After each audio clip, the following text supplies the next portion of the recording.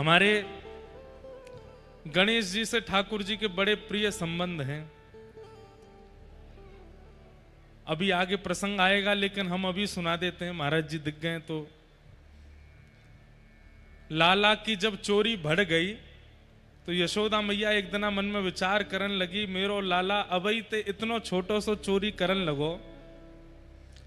अबई लाला 3 बरस को तो है, और 3 बरस को लाला चोरी करन लगो, कहीं 3 बरस को जब बड़ो होएगा तो ये चोरी करते करते कहीं बहुत ज्यादा चोरी ना करन लगे। मेरो लाला को ब्याह कैसे होएगा? तो मैया ने कही कि मैं गणेश जी को 1.25 मन लड्डू के भोग लगाऊंगी अगर मेरो लाला चोरी छोड़ दे तो। तानपुरा थोड़ा कम कर दो भैया। मेरो लाला अगर चोरी छोड़ दे तो मैं गणेश जी को 1.25 मन लड्डू को भोग लगाऊंगी, यशोदा मैया ने कही।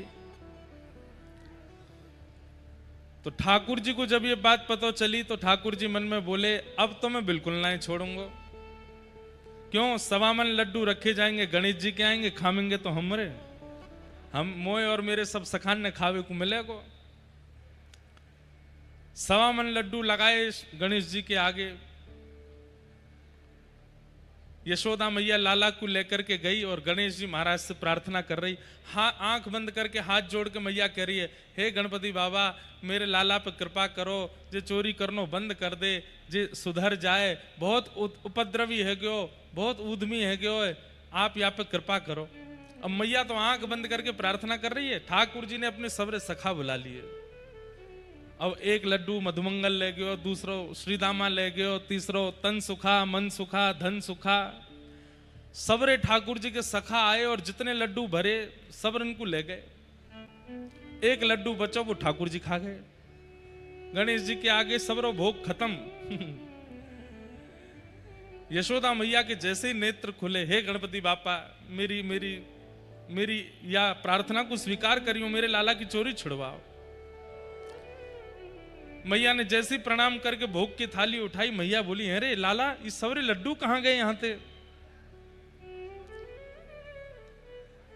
मैया बोली, लाला सबरे लड्डू कहां गए?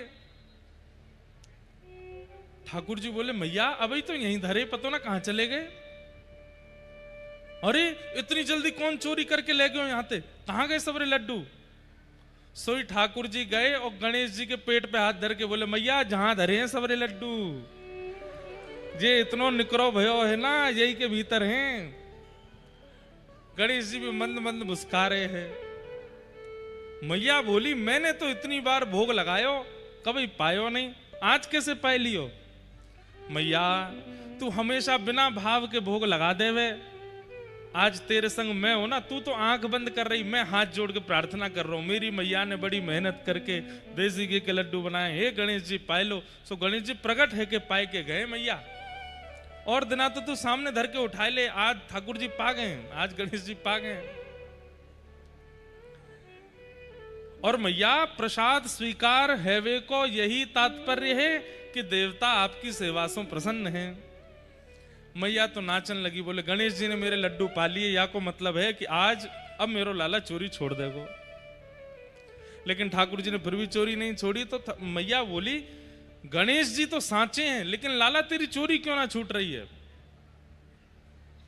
सांची बता, तू को मेरी सौगंध बादना, गणेश जी के लड्डू कौन ने पाए? तब ठाकुर जी ने सब सत्य बताया, बोले मैया सबरे सखान के संग मैं ही पाए गए। गणेश जी तो बेचारे चुपचाप बैठे। ऐसे हमारे लाला सबन के संग आनंद करें। आपको पता है कृष्ण लीला में सब देव पधारे, महादेव भी आए, गणेश जी भी आए, हनुमान जी भी आए, दुर्गा मैया भी आई, जगदम्बा भी, सब आए हैं, और सब छोटी छोटी लीलाएं ठाकुर जी के साथ करके गए हैं। ऐसे हमारे ठाकुर जी, जैसे गणेश जी को लड्डू बहुत प्रिय हैं, ऐसे हमारे ठाकुर जी भी खूब लड्डू भोग लगा में, खूब प्रेम से पवा में। तो आज ठाकुर जी को मंगल जन्मोत्सव भयो है। पूरे ब्रजमंडल में आनंद है रहो है। नंद बाबा को जैसे ही पता चली कि लाला भयो है, कपड़ान सहित कूद गए जमुना जी में। स्नान करके नए कपड़ा पहने, सुंदर तिलक चंदन लगायो, पीली पाग पहनी। जा जाके कान में खबर पहुंचे कि नंदरानी के लाला भयो वही नाच नाच करके उत्सव मना रहे हो। बंधुओं, ठाकुर जी के प्राकट्य की सबसे बड़ी भावना यह है कि कोई को भी यूं नहीं लग रही है कि केवल नंद बाबा के लाला भयो है, सबको लग रही है हमारे घर लाला भयो है। जन्माष्टमी को पर्व होवे भी ऐसा ही है। आज भी पूरे भारतवर्ष में 5000 कितने वर्षों से ठाकुर जी की जन्माष्टमी मनती आ रही है, लेकिन आज भी उसी उत्साह से मनाते हैं लोग। हम कभी कभी मन में विचार करते हैं कि हम जन्माष्टमी जितने आनंद से मनाते हैं उसमें हमको इतना सुख मिल जाता है, तो जब वास्तव में ठाकुर जी की जन्माष्टमी मनी होगी तब कितना सुख भयो होगा। सब ब्रजवासी नाच रहे हैं, गा रहे हैं, आनंद कर रहे हैं, दही की कीच उड़ा रहे हैं। ऐसी दही की कीच भई महाराज की एक तरफ तो यमुना जी बह रही हैं और दूसरी तरफ तट पे दही बह रही है। इतनो दूध, घी, दही आदि पंचामृत बहाए हो गए। बंधुओं, आप लोगों के मन में एक बात आ सके कि इतनो दूध, घी, दही बर्बाद कर दियो? अरे नहीं। तो बोले जिस प्रकार हम शालिग्राम भगवान को पंचामृत अभिषेक करें, ठाकुर जी को पंचामृत अभिषेक करें, ठाकुर जी के प्रकट हैवे पर मानो व्रजमंडल की समस्त गैयान ने व्रज को अभिषेक कियो है, पंचामृत से पूरे व्रज को पवित्र कियो है। पंचामृत अभिषेक पूरे व्रज को भयो है। सब आनंद कर रहे हैं। नंद रानी यशोदा नीलमणि लाला को लेकर के सब जगह डोलें, सब आनंदित हो में देख करके। ब्रजवासी जन अपने अपने घरन पे नए नए उत्सव मना रहे हैं। तभी एक 80 साल की मैया वाने जैसी सुनी नंद बाबा के लाला भयो है, अपने विवाह के समय की पोशाक पहन करके बढ़िया तैयार है करके आई। वयोवृद्ध मैया नंद भवन के समीप जाकर के बोलने लगी, अरे भैया जी कहा भयो है? ब्रजवासी माखन के गोला बना बना करके एक दूसरे पर टक टक के मार रहे हैं। मैया ने जैसे कि कहा भयो है, सोई माखन को गोला मुंह में है कि सटाकते पेट में चलोगो। मैया ने जीवते अपने होठ साफ कियो, बोले अरे भैया अब तो बताओ कहा भयो? ब्रजवासी बोले मैया तेरो मुंह चीकनो हैगो तो ना पतो चली कहा भयो? अरे नंद जी के लाला भयो है। अरे अरे विधाता, ऐसे लाला तो रोज ही होयो करें, हमारे नंद बाबा के तो रोज ही लाला होयो करें, ऐसो ही आनंद मने, ऐसो ही सुख मने। सब ब्रजवासी सुख में समा नहीं रहे हैं, ऐसा सुख मन रहा है। और बंधुओं, सुख नहीं कहेंगे, आनंद कहेंगे। क्यों? क्योंकि सुख की तो एक अवधि है, वहां से ऊपर सुख दुख जैसो प्रतीत होने लगे। लेकिन आनंद, आनंद तो अपनी सीमा पार कर जाता है, उसके बाद भी अतिशयोक्ति नहीं लगता। संसार के बहु व्यंजन, उनकी एक सीमितता है, उनकी एक मर्यादा है, वो उतना ही प्रिय लग सकते हैं। लेकिन भगवत संबंधी वस्तु का तो जितना सेवन किया जाए वो उतना सुख प्रदान करते हैं। ब्रजवासी आज सब बड़े आनंद में हैं, सब नाच रहे हैं, गा रहे हैं, उत्सव मना रहे हैं। अवाद्यंत विचित्राणी वादत्राणी महोत्सवे। शुकाचार्य जी वर्णन करते हैं कि ब्रजवासी जन विचित्र विचित्र वाद्य बजा रहे हैं। जैसे बहाने ढूंढते हैं ठाकुर जी के जन्मोत्सव मनाने के।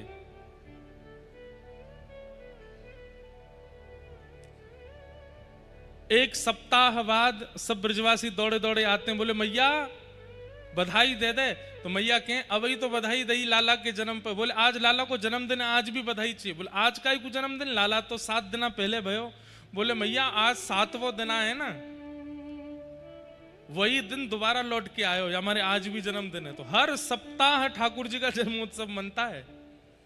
और फिर जब हर महीने की अष्टमी तिथि आती है तब अष्टमी तिथि पे फिर नाचते हैं ब्रजवासी। बोले क्यों? बोले आज लाला 1 महीना को हैगो, आज लाला 2 महीना के हैगो, मैया बधाई दे, आज लाला 1 महीना को हैगो। कुछ दिन बाद रोहिणी नक्षत्र आ जाता है, फिर ब्रजवासी सब नाचते हैं। बोले आज लाला मैया रोहिणी नक्षत्र आयो, आज फिर बधाई दे। बहाने ढूंढ ढूंढ करके सब ठाकुर जी का उत्सव मना रहे हैं। किसी आनंद को मनाते मनाते मन में यह आ जाए कि बस अब बहुत हो गया, विश्राम करते हैं, तो समझना उसमें संसारी कोई भावना थी। लेकिन जिस क्रिया को करते करते बस ये लगे ये कभी विश्राम ना हो, चलता रहे चलता रहे चलता रहे, समझो वही भगवत उत्सव है जिसमें कभी विश्राम की इच्छा ना हो। आज कथा का 5वां दिन है, कल 6वां दिन है और परसों विश्राम। परसों जब विश्राम होगी तो कितनों के, किसी का भी मन नहीं होगा कि विश्राम हो, सबके मन होंगे कि और है जाए महाराज जी, और है जाए। कई जगह तो कथा होती है, एक जगह हमारी कथा हुई, वहां जो यजमान थे बोले महाराज जी अगली कथा में 4 दिन हैं, अभी बीच में 2 दिन और कथा बढ़ा दो। मैंने फिर 9 दिन की कथा करी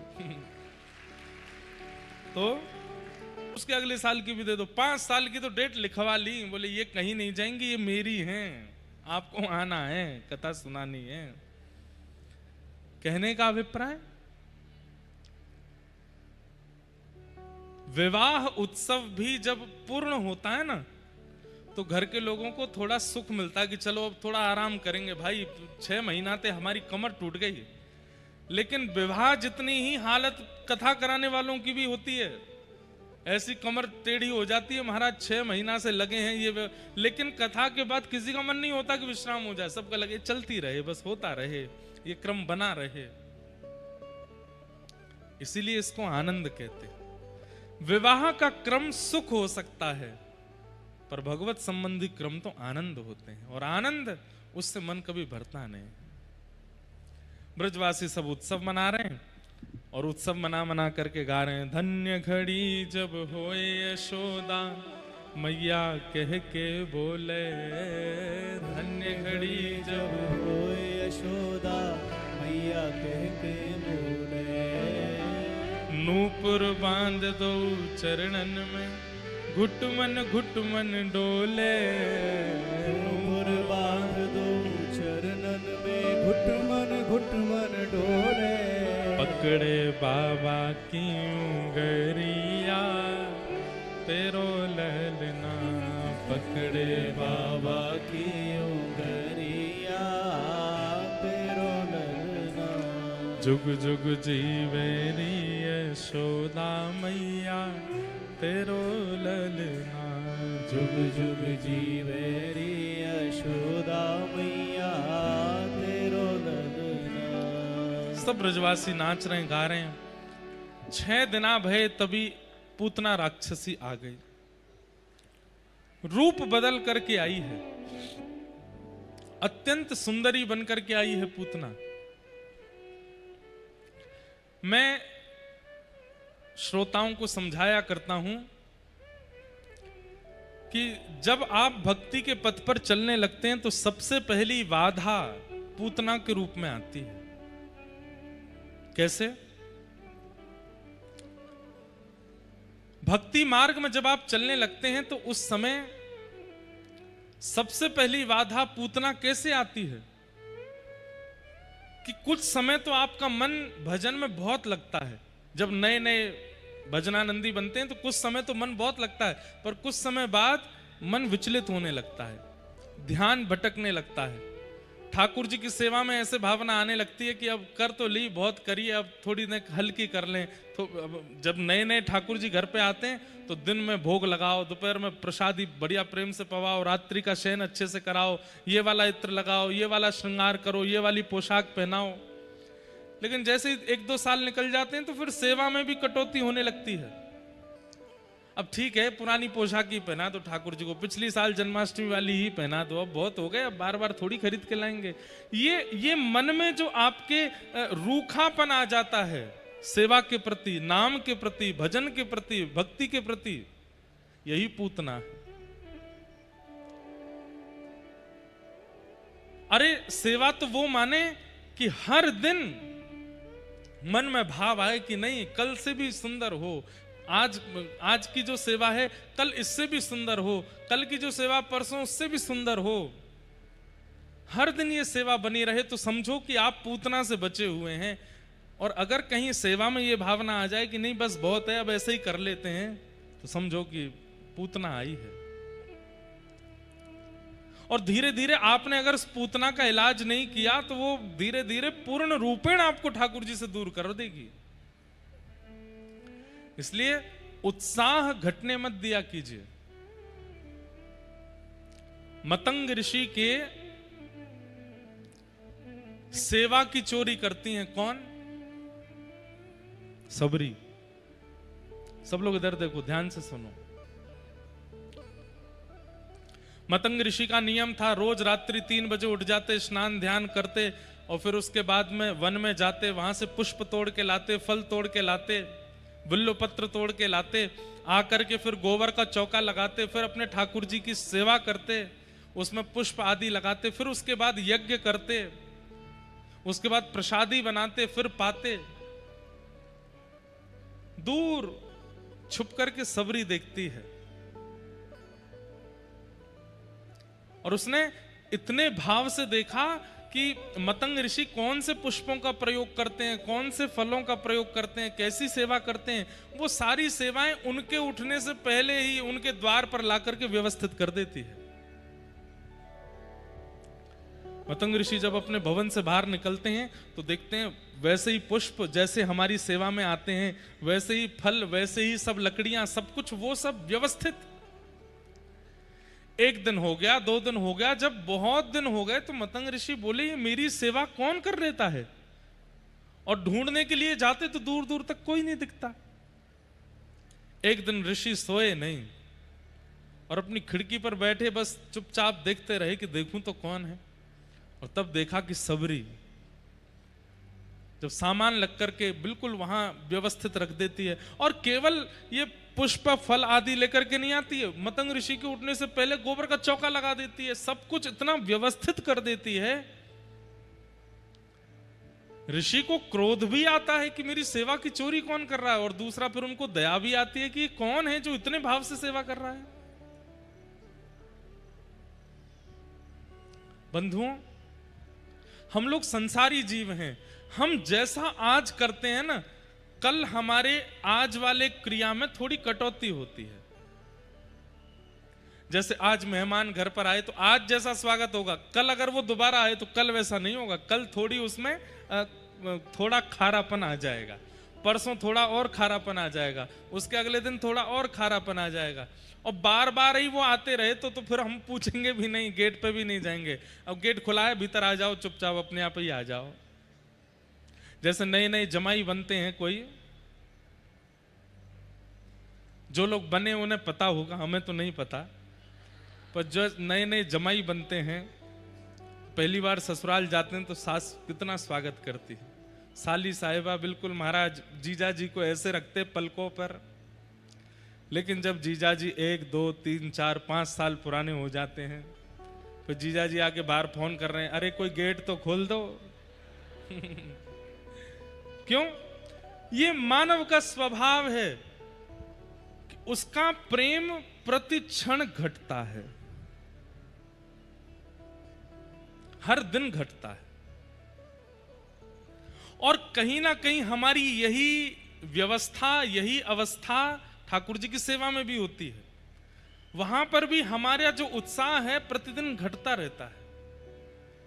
लेकिन अगर यहां बैठा कोई व्यक्ति ऐसा है जिसकी सेवा भी नहीं घट रही है, जिसका उत्साह भी नहीं घट रहा है, ठाकुर जी के प्रति प्रेम भी नहीं घट रहा है, प्रतिदिन ऐसा लगता है कि नहीं आज और बढ़िया, और तो वो बस इस भाव को छुपा के रखे, नजर ना लगे आपको, क्योंकि ये भाव सबके चित्त में नहीं होते। नित्य नूतन, नित्य विशेष सेवा का भाव सबके चित्त में नहीं होता। मतंग ऋषि कहते हैं मेरी रोज सेवा कर जाती है और पहले दिन से और ज्यादा अधिक अच्छी करती है, ये अधिकारिणी है। और सबरी को एक दिन उन्होंने पकड़ लिया और पकड़ के बोले कि अच्छा तुम हमसे बिना पूछे सेवा करती हो।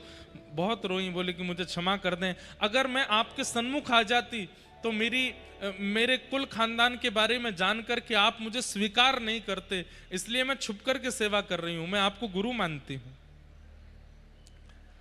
मतंग ऋषि ने कहा नहीं, हम तुमको स्वीकार करते हैं। इसके कारण ऋषि को बहुत बड़े बड़े ऋषियों ने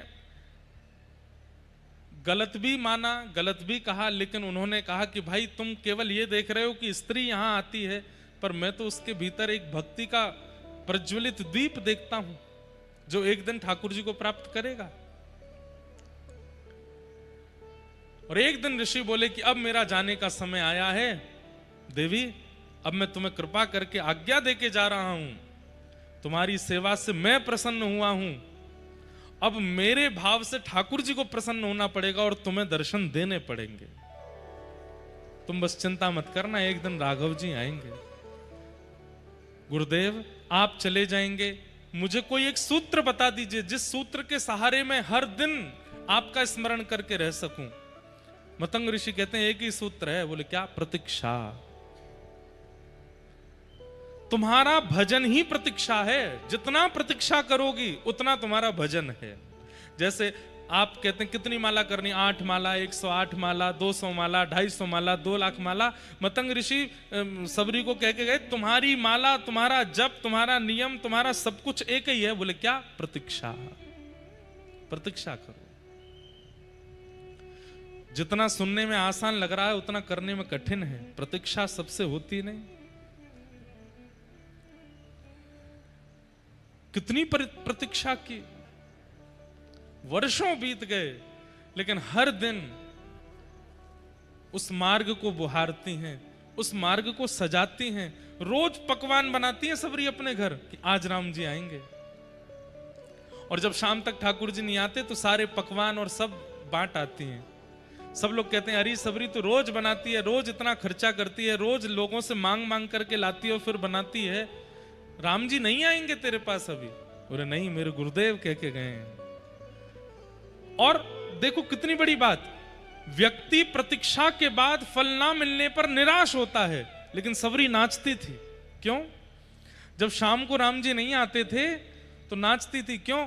बोले मेरे गुरुदेव कह के गए जितनी प्रतीक्षा करोगे उतना भजन बढ़ेगा। मतलब मेरी आज की माला पूरी हुई, मेरी आज की माला पूर्ण हो गई, आज भी नहीं आए, रोती नहीं। वर्षों बाद जब राघव जी दंडक वन में पधारे, जितने ऋषि महात्मा रहते थे सबने अपने आश्रमों को सजाया और सब सबरी को व्यंग कसते थे कि तेरे यहां राम जी नहीं आएंगे, तूने एक ऋषि का आश्रम बर्बाद कर दिया, तूने ऐसा कर दिया, तूने ऐसा कर दिया, तू तो ऐसे कुल खानदान की है, तेरे यहां नहीं आएंगे। और एक घटना और हुई थी, जिस सरोवर से सबरी जी जल भर के लाती थी, कुछ दिन बाद उस सरोवर में कीड़े पड़ गए थे, तो वो सरोवर किसी को नहाने पीने योग्य भी नहीं बचा। उस पर भी सब लोगों ने सबरी जी पर ही लांछन लगाया, तुम्हारे स्पर्श के कारण ऐसा हुआ है। लेकिन सबरी जी को केवल एक ही आशा थी कि मेरे गुरुदेव कह के गए कि राम जी आएंगे। जैसे ही राम जी ने दंडक वन में प्रवेश किया, सारे आश्रम सजने लगे, वेद ध्वनि निकलने लगी, ऋषि अपने अपने आसनों पर बैठ गए। बोले राम जी तो हमारे यहाँ आएंगे, इनकी तपस्या 1000 वर्ष की है, इनकी तपस्या 2000 वर्ष की है, इनकी तपस्या इतने वर्षों की है। लेकिन राम जी जाते हैं और हर आश्रम के द्वार पर जाते हैं। ऋषि कहते हैं आहा आपका कल्याण हो, जय हो राघवेंद्र सरकार, आपका मंगलमय हो। सब ऋषि आशीर्वाद देते थे।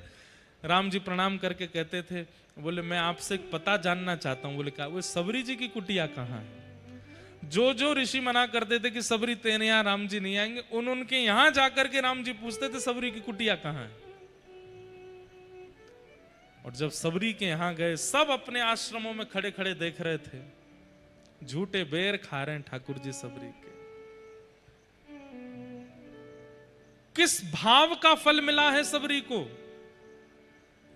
हर दिन प्रेम न घटने का। हमारा प्रेम घटता है, हमारा उत्साह घटता है, हमारी सेवा घटती है, हमारी लगन घटती है, पर सबरी की वो लगन, उत्साह, प्रेम घटा नहीं है, हर दिन बढ़ा है। और आज ऐसा फल दिया ठाकुर जी ने। सबरी के यहाँ गए तो सबरी कहती है कि कहीं खट्टे बेर ना हो तो स्वयं चख करके खिलाती है कि मीठे हों। राम जी पाते हैं। हमारा प्रेम ऐसा नहीं है। हमारा प्रेम तो घटने वाला है, हर दिन हमारा ये एक प्रकार से आप ये कह सकते हैं कि ये एक आपका टेस्ट है। जैसे ब्लड टेस्ट होता है, आपके ऑर्गन्स के टेस्ट होते हैं, बॉडी टेस्ट होता है, ऐसी भजन का भी एक टेस्ट होता है। क्या? अगर आपका उत्साह घट रहा है इसका मतलब भजन कर नहीं रहे हो, इसका मतलब दंभ है चित्त में।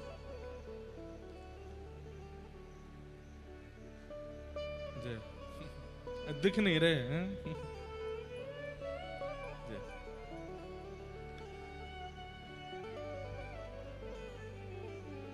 महाराज जी को दिखाई नहीं दे रहे तो महाराज जी नीचे विराज गए और हमारे प्रभु जी भी नीचे बैठ गए। देखो ऐसे होते हैं श्रोता। आप लोगन की तरह नहीं, या मैं कोनी मार या के बालन ने खींच पीछे कर नीचे बैठ चिल्ला रहे किल्ला रहे, ऐसे होते हैं। वहां ब्राह्मण देवता बेचारों को गर्मी लग रही है, अपने आप ही पंखा चल रहे हैं। एक पंखा लगवा दो भैया, छोटा है यहाँ पे, एक ही व्यक्ति उठना, सब मत उठ जाना।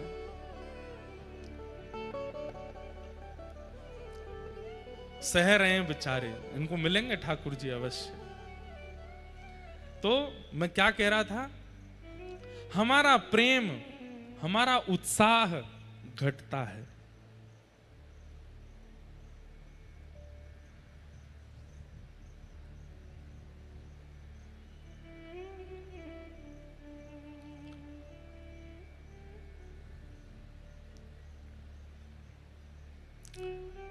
उत्साह बढ़े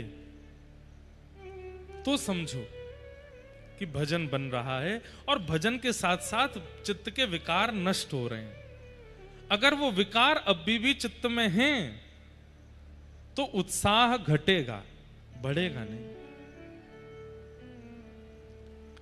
ब्रजवासियों की यही स्थिति हुई है। जब से लाला को जन्म भयो है, उत्साह बढ़ रहे हो है सबन को। आज ऐसे उत्सव मनाएंगे, आज तो अष्टमी है, लाला को जन्मोत्सव मनेगो। आज तो बुधवार है, लाला को जन्मोत्सव मनेगो। अरे मैया आज तो मंगलवार है, लाला को मैया के मंगलवार को काई को उत्सव होएगो? बोले मैया तेरे लाला ने आंख तो मंगलवार को खोली ना, वाको उत्सव मनेगो। हर मंगलवार को आंख खोलवे को उत्सव।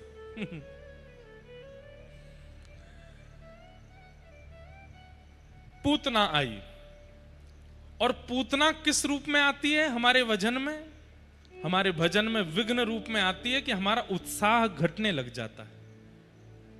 अच्छा एक बात, पूतना का आगमन होता क्यों है? हमारे भजन में कटौती होती क्यों है?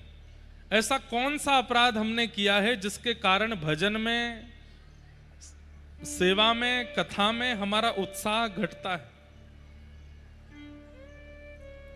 वैष्णव अपराध, भक्त अपराध, वैष्णव अपराध। मान लीजिए कोई संत आपको मिले खरगोन में, और उन संत से जब आप मिले तब तो बहुत प्रेम से मिले, लेकिन 2-4 दिन बाद आपके मन में आया कि यार वो संत महात्मा हमको मिले थे, हमें लगता है वो इतने अच्छे हैं नहीं जितने अच्छे दिखा रहे थे। हो गया वैष्णव अपराध। हम ओमकारेश्वर गए थे, महादेव की पूजा कराने वाले पंडित जी, हमें लगता नहीं है वो ज्यादा ज्ञानी थे। हो गया वैष्णव अपराध। हम वृंदावन गए थे, बिहारी जी का दर्शन करके हमको लगा ये बिहारी जी तो ऐसे ही सब जगह इतनी ख्याति हो गई, बिहारी जी में इतना विशेष कुछ है नहीं। हो गया अपराध। व्रजवासियों के प्रति, संतों के प्रति, ब्राह्मणों के प्रति, विप्रों के प्रति, भगवत भक्तों के प्रति सूक्ष्म से सूक्ष्म भी भावना आपके मन में आती है कि ये श्रेष्ठ नहीं है, वही अपराध है। और उसी के कारण भजन घटता है, पूतना आती है। इसलिए हमारी प्रार्थना, कोई यदि आडंबर भी कर रहा है ना, तो भी आप उसको प्रणाम ही करो। आप अपने मन में उसके प्रति दुर्भाव मत लेकर के आओ।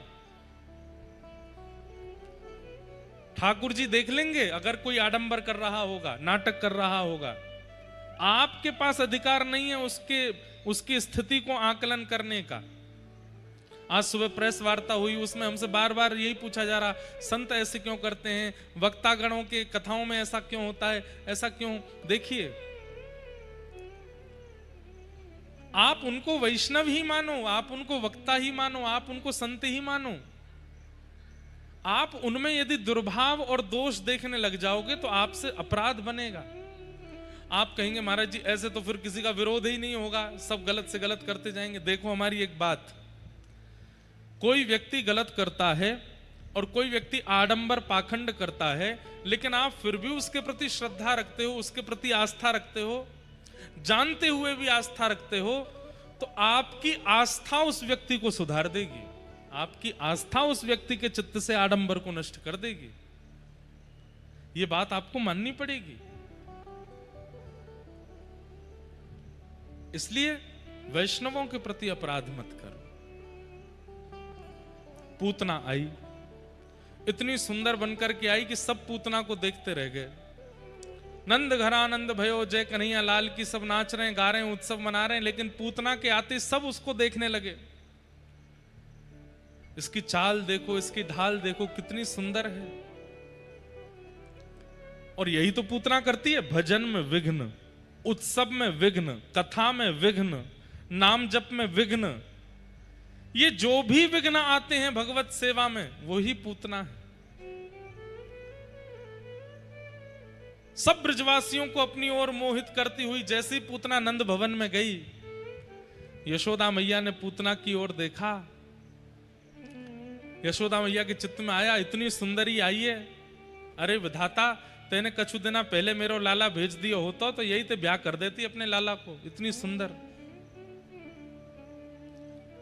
और पूतना से वार्ता करते हुए फिर मैया ने लाला को पूतना की गोद में दिया। अब यहां पे एक प्रश्न आता है, बहुत ध्यान से सुनिएगा।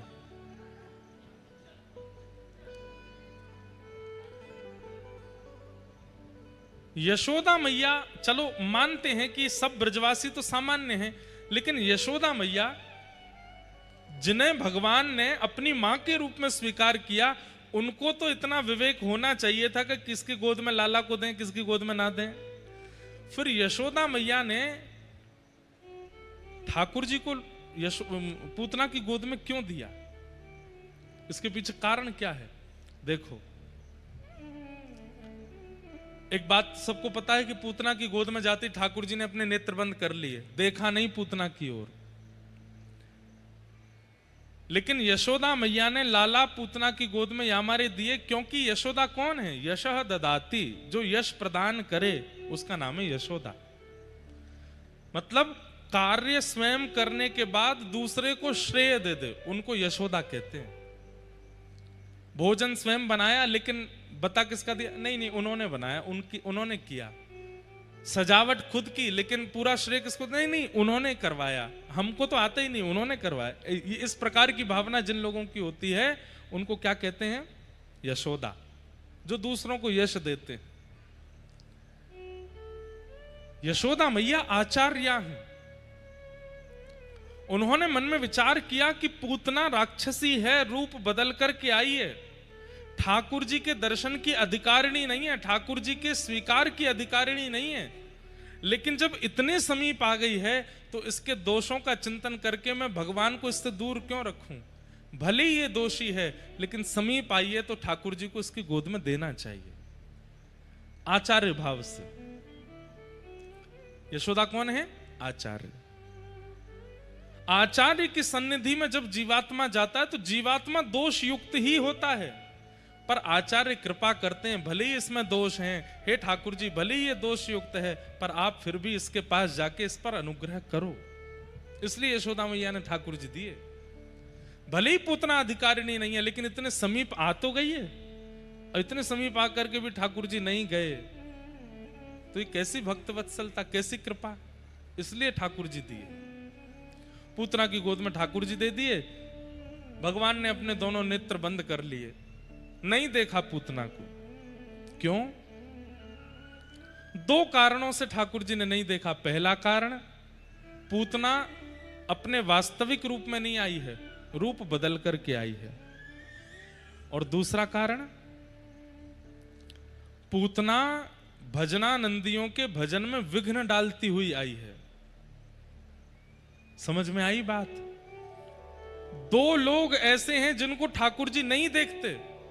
पहले वो जो अपने रूप को परिवर्तित करते हुए घूमते हैं, जैसा उनका रूप स्वभाव गुण है वैसे नहीं रहते हैं,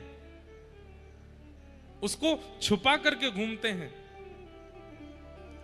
हैं तो राक्षस लेकिन बने घूम रहे महात्मा, हैं तो व्यसनी पर बने घूम रहे महासात्विक। ऐसे लोगों को ठाकुर जी नहीं देखते।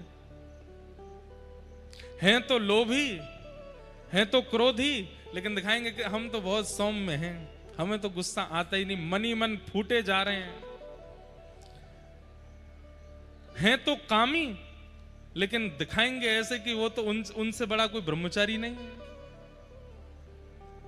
ऐसे लोगों को ठाकुर जी नहीं देखते। आप कहोगे तो महाराज जी क्या करें, अपने दोष को सब जगह दिखाते घूमें कि देखो हम तो ये हैं, हम तो ये नहीं। सबको दिखाते मत घूमो, लेकिन उस पर पर्दा डालते हुए भी तो मत घूमो।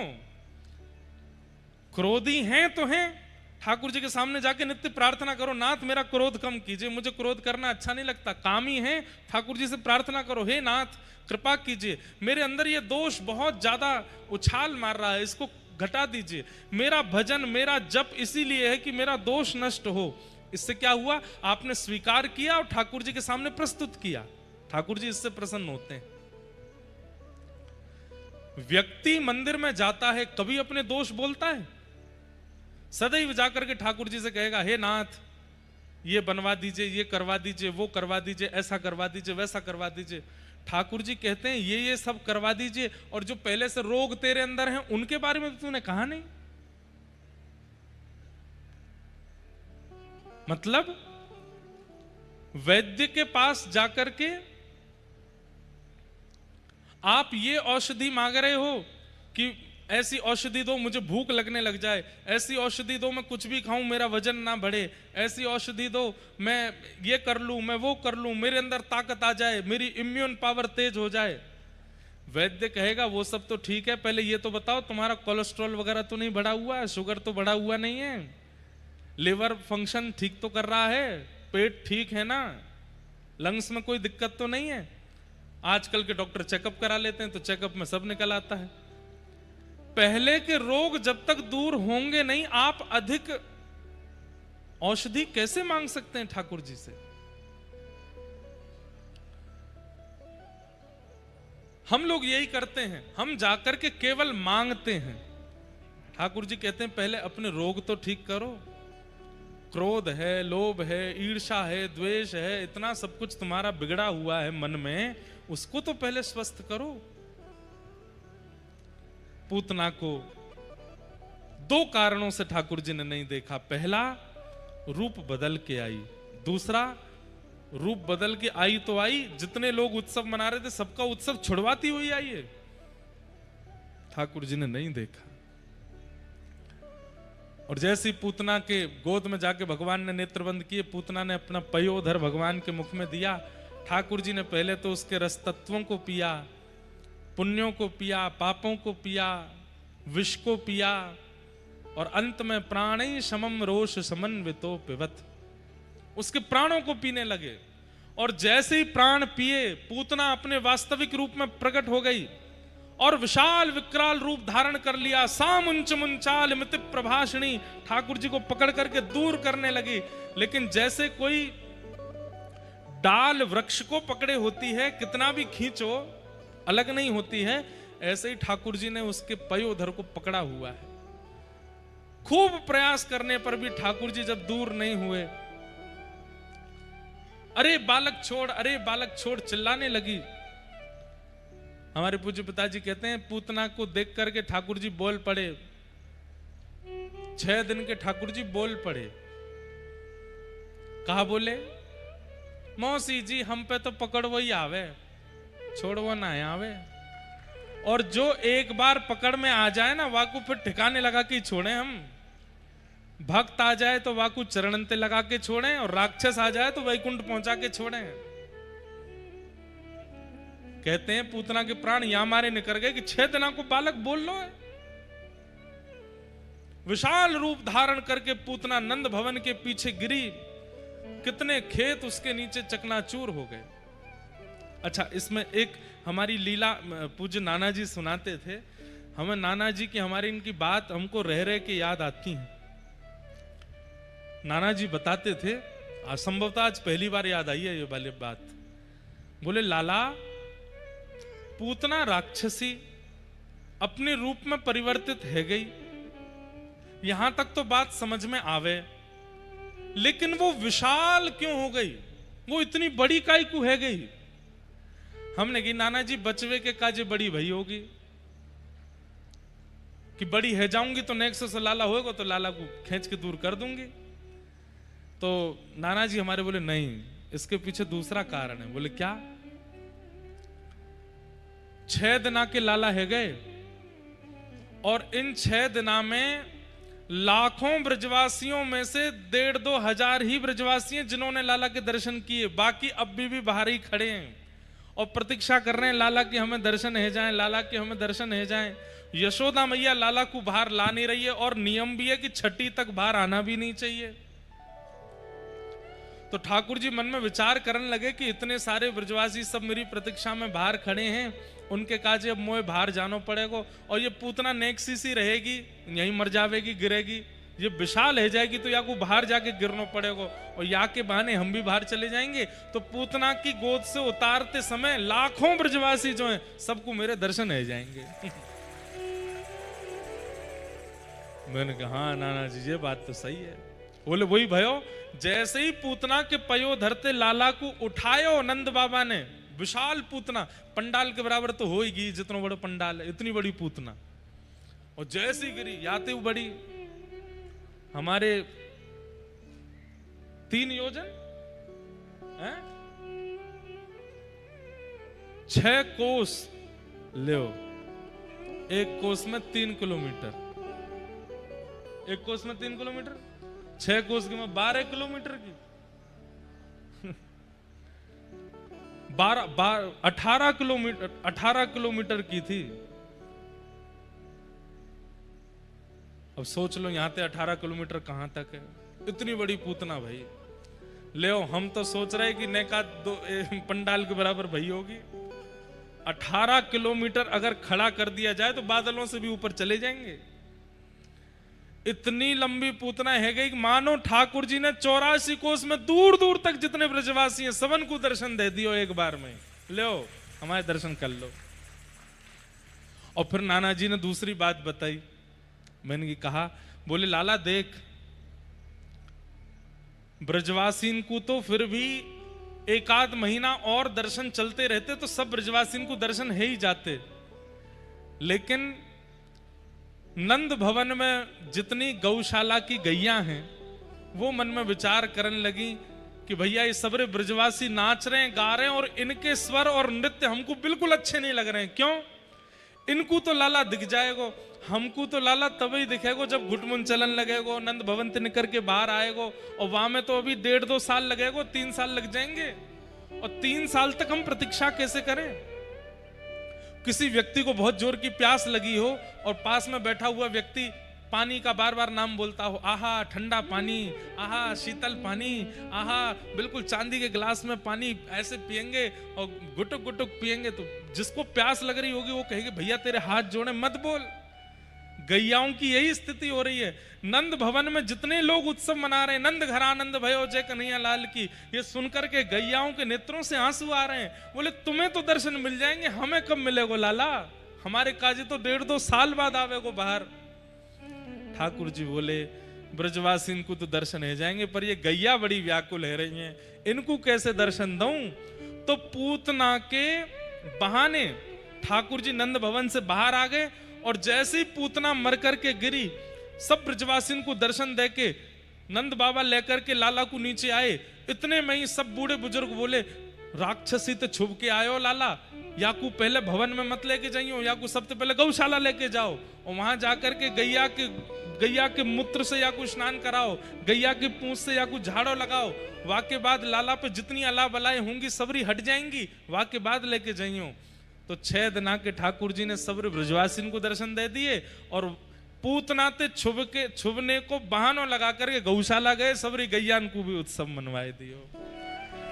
गैयान को आज आनंद भयो है। जैसे ही गोपी लाला को लेकर के गौशाला पहुंची हैं, भागवत जी में वर्णन है, गौशाला में ले जा करके सब गोपीन ने ठाकुर जी को गौमूत्रेण स्नापित्वा पुनर्गौरज सार्वकम, गौमूत्र से पहले तो स्नान कराया और स्नान करा करके गौ की चरण रज खुर रज ठाकुर जी के 12 अंगों पर लगाई है और गाय की पूंछ से यशोदा मैया आदि सब गोपियां लाला को झाड़ू लगा रही हैं। अच्छा एक बात, झाड़ा लगाते समय मंत्र कौन से बोल रही हैं? कितनी सुंदर बात है भागवत जी की। झाड़ू लगाते समय सब गोपियां मंत्र कौन सा बोल रही हैं?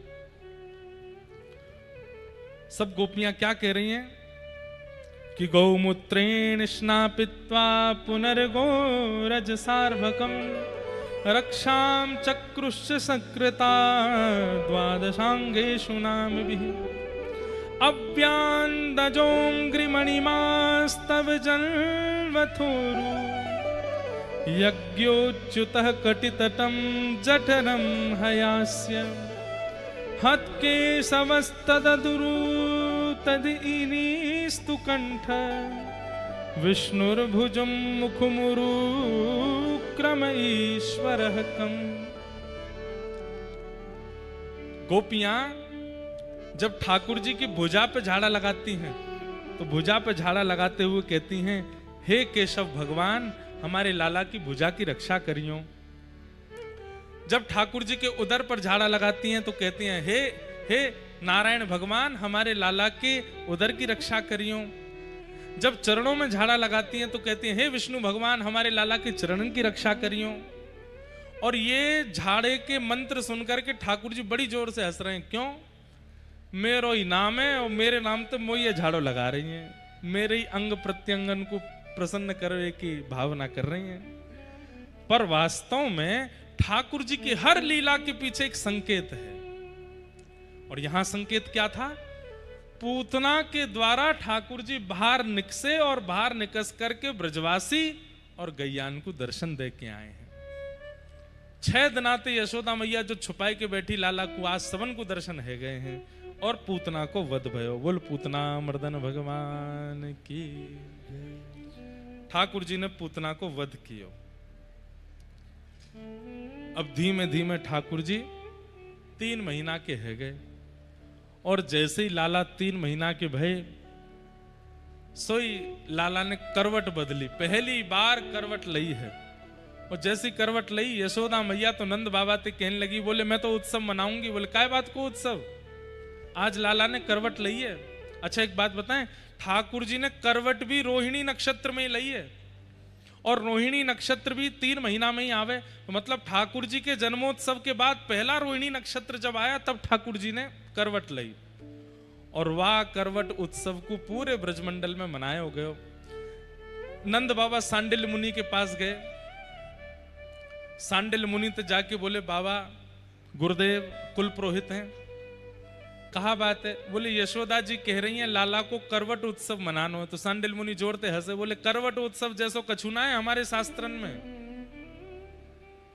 बोले अब कह तो रही हैं, आप बताओ कहा करना चाहिए? बोले कोई बात नहीं, लाला के उज्जवल भविष्य के लिए, लाला की दीर्घ आयु के लिए उत्सव मनाओ। ब्राह्मणन को संतन को न्योतो दो और कारी पूड़ी और सफेद साग या को भोजन कराओ। कारी पूड़ी कौन सी है? मालपुआ। और सफेद साग कौन सा है? खीर। खीर पुआ को भोग लगाओ, चकाचक होन दो, ब्रजवासियों को आनंद कराए दो। और खीर पुआ बने हैं, सब ब्रजवासी दूर दूर से आए हैं और सब आकर के लाला को मंगल में करवट उत्सव मना रहे हैं, आनंद कर रहे हैं। ठाकुर जी गदमदरा से सब गोपी कोई लाला के हाथ पकड़े, पाम पकड़े तो मैया ने ले जाकर के लाला एक बैलगाड़ी के नीचे सुवाई दिए। ठाकुर जी ने मन में विचार करी, मैया इतने यत्नंत मैं तेरे घर जन्मा हूं और तू मोको इतनी दूर बैलगाड़ी के नीचे सुवाई के आ रही है। मैं एक बात कहूं कथा में हमारे ठाकुर जी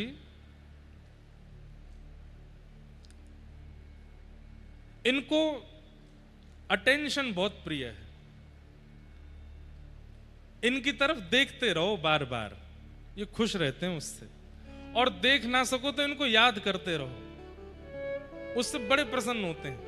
आप बहु व्यंजन का भोग लगाओ, बढ़िया वाला इत्र लगाओ, खूब बढ़िया श्रृंगार करो, उससे इतने प्रसन्न नहीं होते। पर इनको प्रेम भर के देखते रहो, उससे बहुत खुश होते हैं। दर्शन कैसे करने चाहिए हमको यही नहीं आता। हम सीधे जाते हैं और ठाकुर जी के आगे आंख खोल करके खड़े हो जाते हैं और महाराज ठाकुर जी को देखते हैं, तुरंत चलते बनते हैं। नहीं बंधुओं, दर्शन की भी एक विधा है। पूरे नेत्र मत खोलिए। क्यों? इतने कोमल हैं ठाकुर जी, आपके नेत्रों की उष्णता उनको लगे ना। धीमे धीमे नेत्रों से दर्शन करो।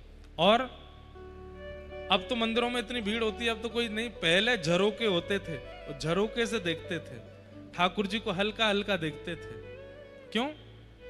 अब ये तो सामान्य सी बात है। कोई व्यक्ति स्पष्ट सामने आकर के पूरी आंख खोल करके हमको देखे तो हम डर ही जाएंगे, लेकिन कोई व्यक्ति दूर खड़ा है, छुप छुप करके देख रहा है, तो उसके एक बार से देखने पर ही हमें पता चल जाता है कि ये प्रेमी है। इसीलिए सन्मुख नहीं आ रहा है, छुप के देख रहा है।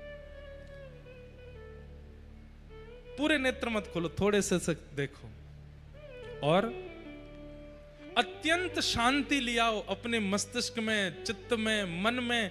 अत्यंत शीतलता का अनुभव करो जब ठाकुर जी का दर्शन करो, बड़ी करुणा से।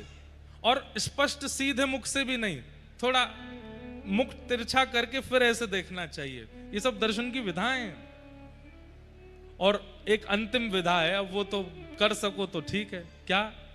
सूखे नेत्रों से ठाकुर जी को नहीं देखना चाहिए। सजल हो नेत्र, नेत्रों में थोड़े थोड़े अश्रु बिंद हों। अब जबरदस्ती आंखन में डार मत लइयो कहीं ते।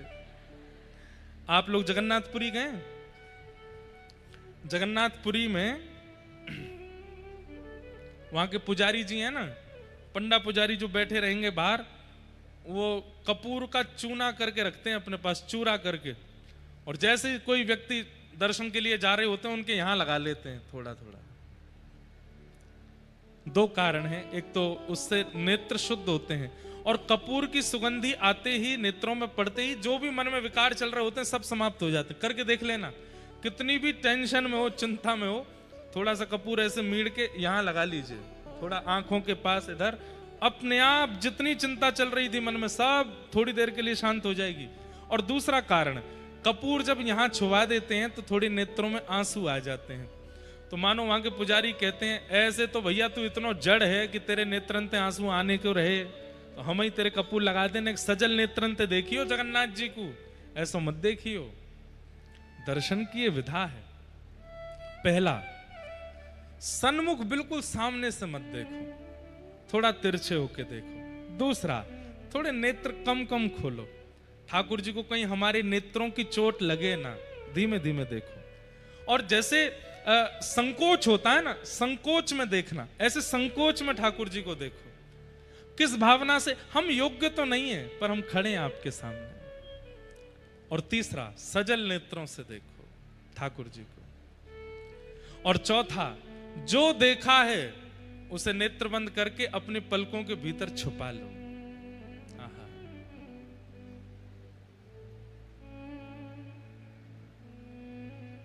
पलकों में छुपा लो, और फिर वही झांकी चित्त में दिखने लग जाए। यमुना जी चले जाओ, खरगोन वापस आ जाओ, लेकिन वो छवि जाए ना नेत्रों से। मुकुट कैसा था, माला कैसी थी, पोशाक कैसी थी, श्रृंगार कैसे थे, बाजूबंद कैसे, सब याद है आपको। ऐसा चित्त धारण करके लाओ। एक विधा और है कि ठाकुर जी के सबसे पहले चरण देखने चाहिए, उसके बाद घुटने देखने चाहिए, फिर उदर देखना चाहिए, फिर वक्ष देखना चाहिए, अंत में मुख देखना चाहिए। और जो इस भांति दर्शन करता है उसका दर्शन कभी विस्मृत नहीं होता, वो कभी भूलता नहीं है फिर उस दर्शन को। हम जाते केवल सीधा मुखमंडल देखे और निकल जाते हैं। एक बहुत सुंदर पद है, हमारे व्रज में गाते हैं, मनमोहन तुम्हें रिझाऊं हो तो है नित नए लाड़ लड़ाऊं बसा कर नैनन में छिपा कर नैनन में बसा कर नैनन में छिपा। सब लोग गाओ। मनमोहन तुम्हें रिझाऊं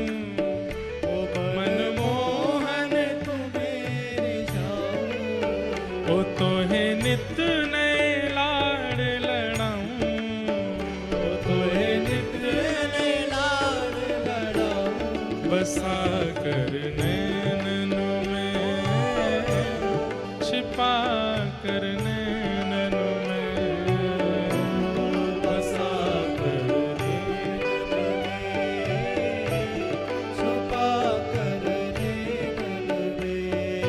ओ गीत बन जाऊं तेरी बांसुरी के स्वर का इठलाती बल खाती पतली कमर का गीत बन जाऊं तेरी बांसुरी के स्वर का इठलाती बल खाती पतली कमर का। एक तो आपकी बांसुरी का मैं गीत बन जाऊं और आपकी ये इठलाती बलखाती पतली सी कमर है, इसका क्या बनूं? ओ पीला पटका बन जाऊं पीला पटका बन जाऊं पीला पटका बन जाऊं पीला पटका बन जाऊं बसा कर नैनन में छिपा कर नैनन में बसा कर नैनन में छुपा कर नैनन में। ओ बसा कर नैनन में छिपा कर नैनन में बसा कर नैनन में छुपा कर नैनन में। ओ मनमोहन तुम्हें रिझाऊं ओ मनमोहन तुम्हें ओ तो है नित नए लाड़ लड़ाऊं तो है नित नए लाड़ कैसे लड़ाऊं बसा कर नैनन में छिपा कर नैनन में बसा कर नैनन में छुपा कर श्री राधा रमण लाल की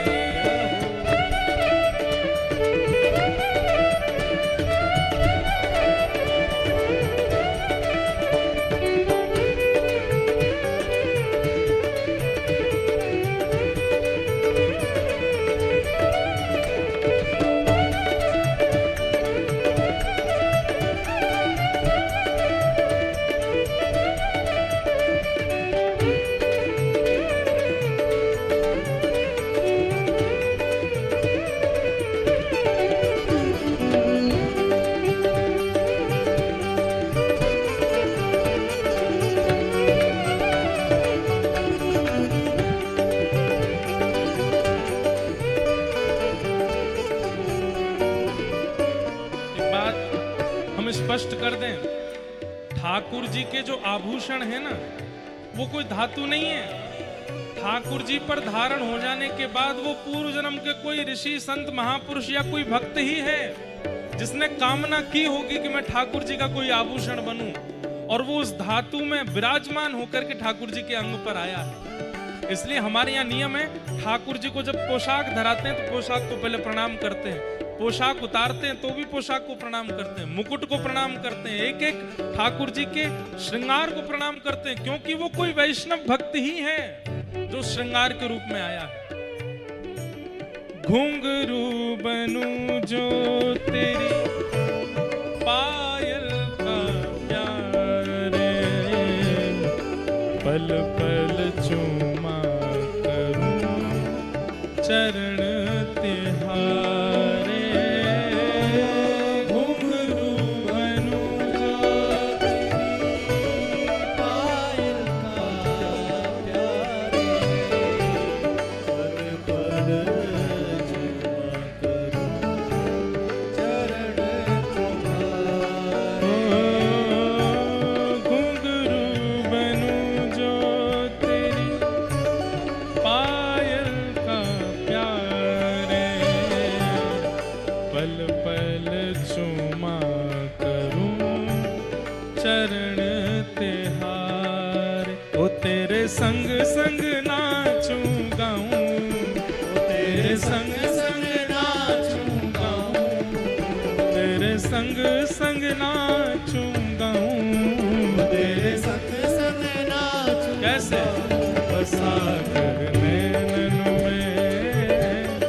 छिपा कर नैनन में बसा कर नैनन में छुपा कर नैनन में ओ बसा कर नैनन में छिपा कर नैनन में बसा कर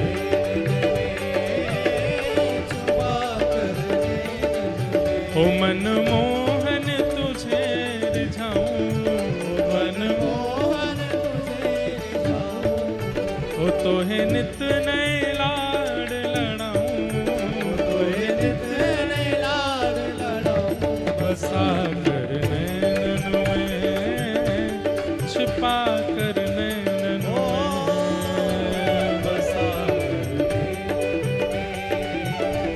छुपा कर श्री राधा वल्लभ लाल की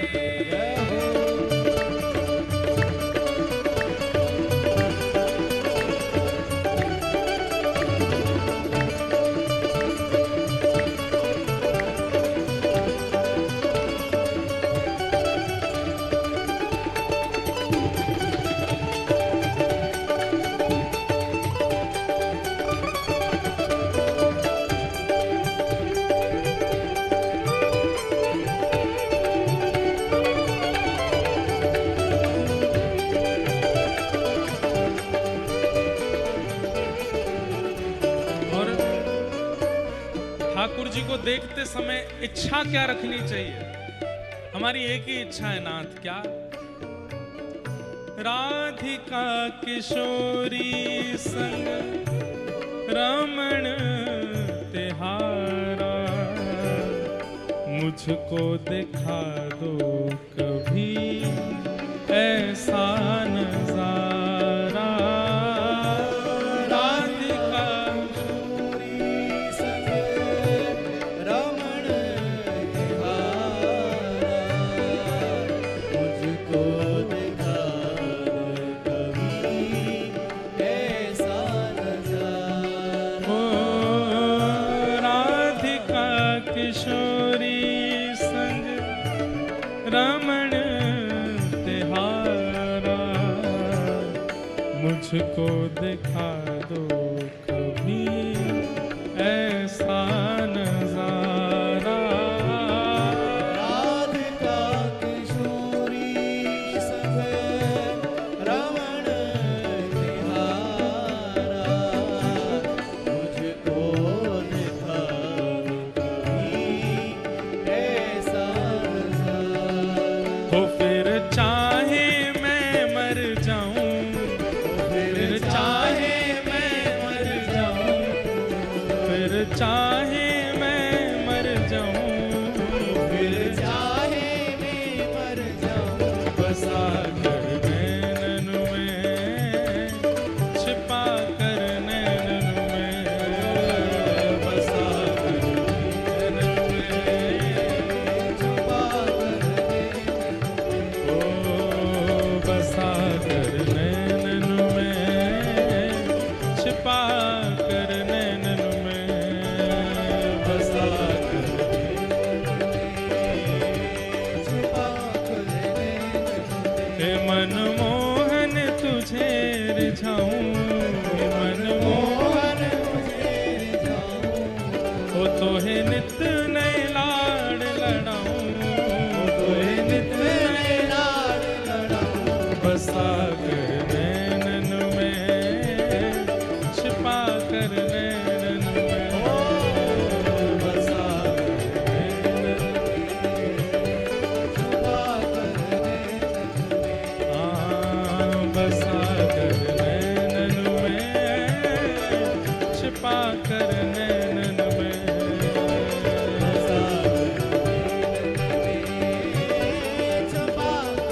ओ जय जय राधा वल्लभ श्री हरिवंश राधा वल्लभ श्री हरिवंश जय जय राधा वल्लभ प्यारो हरिवंश राधा वल्लभ प्यारो हरिवंश जय जय श्री वृंदावन श्री वनचंद्र श्री वृंदावन श्री वनचंद्र जय जय श्री वृंदावन श्री वनचंद्र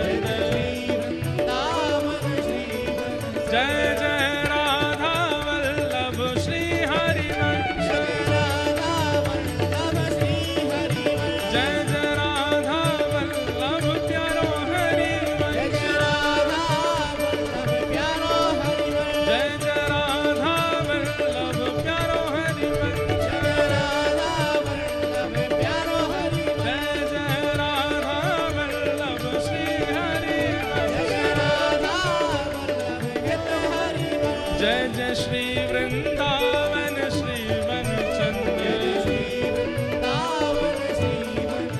जय जय श्री वृंदावन श्रीवन चंद्र, जय जय राधा वल्लभ श्री हरिवंश, जय जय राधा वल्लभ श्री हरिवंश, जय जय राधा वल्लभ श्री हरिवंश,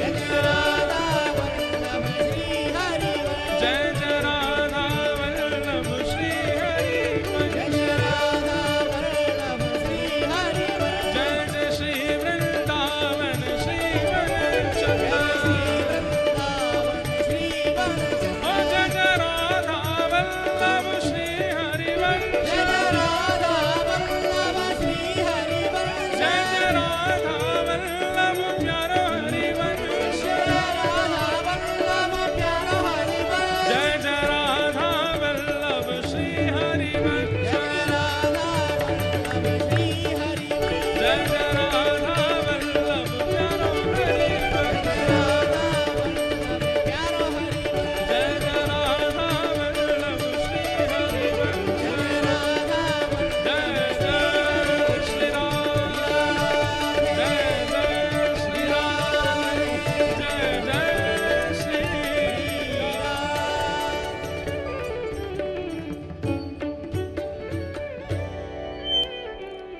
बोलो वृंदावन बिहारी लाल। तो ठाकुर जी के दर्शन कैसे हों? एक हमारे ब्रज में रसिया और गाते हैं, खातिर कर ले नई गुजरिया। लोग हमारे इतने पीछे पड़े खरगोन, ब्रज भाषा बोलो, ब्रज भाषा बोलो, ब्रज भाषा में सुनाओ कथा। पूरी कथा ब्रज भाषा में सुनाने लग गए तो फिर रह गयो काम। ब्रज भाषा तो भैया बा में केवल प्रेम की चर्चा हो, वह ज्ञान फान की बात ना निकले ब्रज भाषा में। हमारे ब्रज में गाते, अब बताओ इसका अर्थ क्या है? खातिर कर ले नई गुजरिया रसिया, ठाड़ो तेरे द्वार। गोपियां कह रही हैं, अरे गोपी तेरे द्वार पे साक्षात ठाकुर जी खड़े हैं, इनकी खातिर कर ले। खातिर मतलब इनकी मेहमान नवाजी कर ले, इनको भीतर बुला ले। ठाड़ो तेरे द्वार रसिया, ठाड़ो तेरे द्वार, हाँ ठाड़ो तेरे द्वार रसिया, ठाड़ो तेरे द्वार।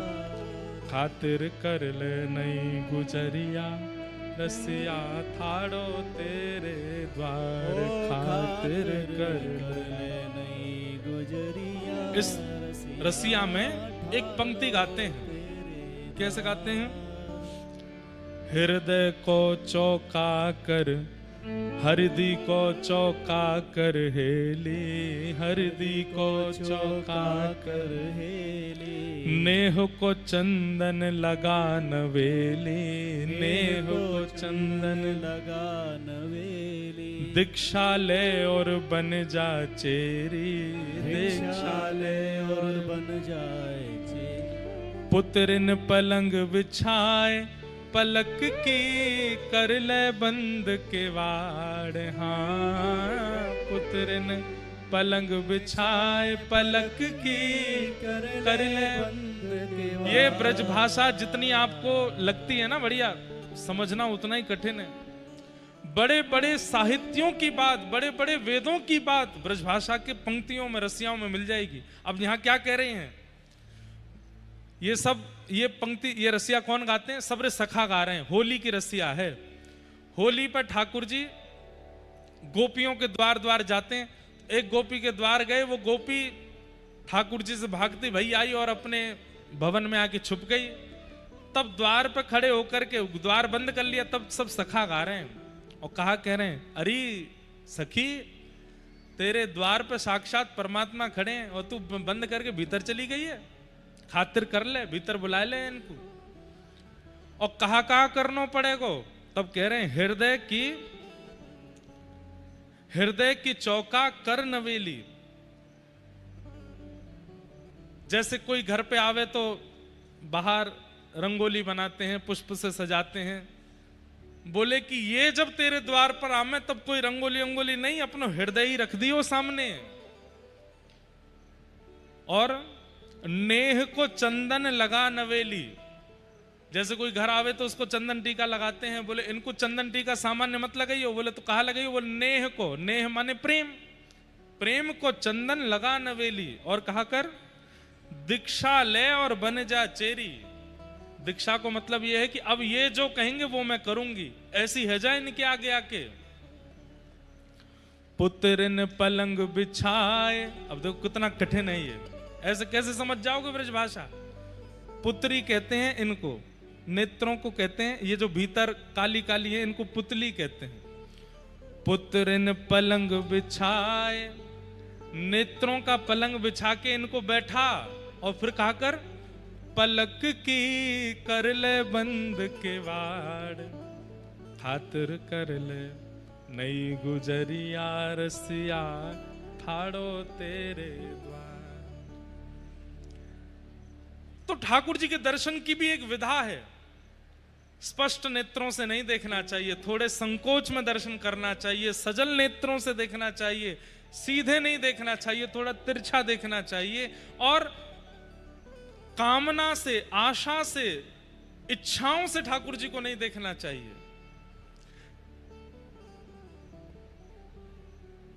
इच्छा से देखने वाले व्यक्ति अलग ही दिख जाते हैं।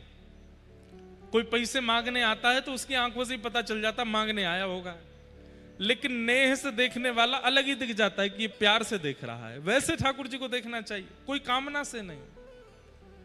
चरणों से लेके मुखमंडल तक ठाकुर जी को सर्वांगण देखो, और अंत में क्या करो, पुत्र ने पलंग बिछाए पलक की कर ले बंद के वार। ठाकुर जी को चित्त में विराजमान करके फिर जाओ, और वो कभी निकले ना, ऐसे विराजमान होने चाहिए चित्त में।